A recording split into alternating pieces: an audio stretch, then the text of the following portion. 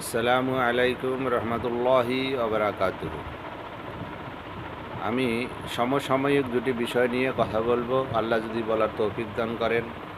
আমা তৌফিক ইল্লা বিল্লাহ। আমরা আল্লাহর উপর তাওয়াক্কুল করি না, বিশ্বাস রাখি না। তার অন্যতম উদাহরণ হচ্ছে যে আমরা কোনো কিছু হলেই ব্যতিব্যস্ত হয়ে পড়ি, উদ্গ্রীব হয়ে যাই। সেটা হতাশা, দারিদ্রতা, দুঃখ, কষ্ট, যে কোনো ধরনের বিপদ আপদ হলে আমরা এর কাছে যাই, ওর কাছে যাই, সমাধানের চেষ্টা করি। আসুন দেখি, সহিহ বুখারীর হাদিসে রসুল সাল্লাল্লাহু আলাইহি সাল্লাম বলেছেন যে কোনো ব্যক্তি যদি তার অভাবের কথা, দুঃখের কথা, কষ্টের কথা মানুষের কাছে বলে বেড়ায়, তো সেই মানুষের দুঃখ, কষ্ট, হতাশা, দারিদ্রতা কোনো দিনই দূর হয় না, মৃত্যুর আগ পর্যন্ত লেগেই থাকে। সহিহ বুখারীর হাদিস। তো আমাদেরকে আল্লাহর উপর তাওয়াক্কুল করতে হবে। যে কোনো বিপদ আপদ বা সমস্যায় আল্লাহর শরণাপন্ন হইতে হবে। ইন্নাল্লাহা মাআস সাবিরিন, পাশাপাশি ধৈর্য ধারণ করতে হবে। আর এক হাদিসের মধ্যে রসুল সাল্লাল্লাহু আলাইহি সাল্লাম বলেছেন যে আল্লাহর প্রতি বিশ্বাস কেমন থাকতে হবে, যে তুমি রাস্তা দিয়ে হেঁটে যাচ্ছ, হাঁটতেই তোমার জুতার ফিতা যদি ছিঁড়ে যায়, তবে মুসির কাছে যাওয়ার আগে তুমি সর্বপ্রথম আল্লাহর উপর ভরসা করো, তারপরে মুসির কাছে যাও।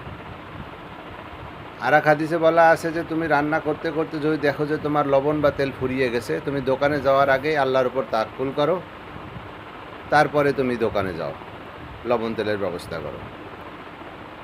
ঠিক এইভাবে আল্লাহর উপর আমাদের প্রতিটা ক্ষেত্রে ভরসা রাখতে হবে।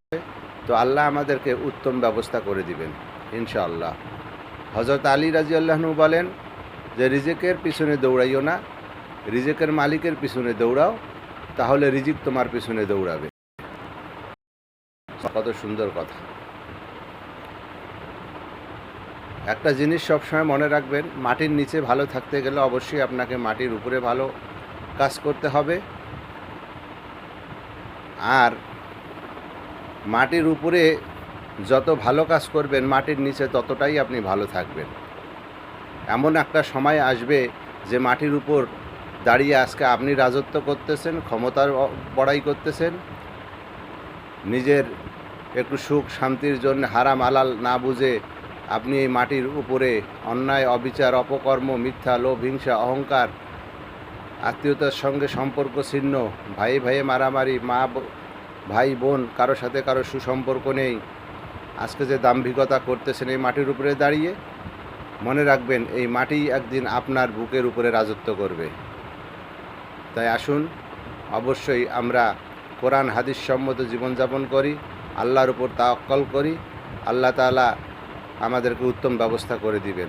মহান আল্লাহ বলেন, বান্দা যখন পরিপূর্ণরূপে আমার উপর বিশ্বাস করে, তখন আমি আল্লাহ তাকে এমন স্থান থেকে রিজিক দান করি, এমন স্থান থেকে তাকে সমাধানের ব্যবস্থা করে দেই, বান্দা কখনো চিন্তাও করতে পারে না যে কিভাবে তার সমাধান হয়ে গেল।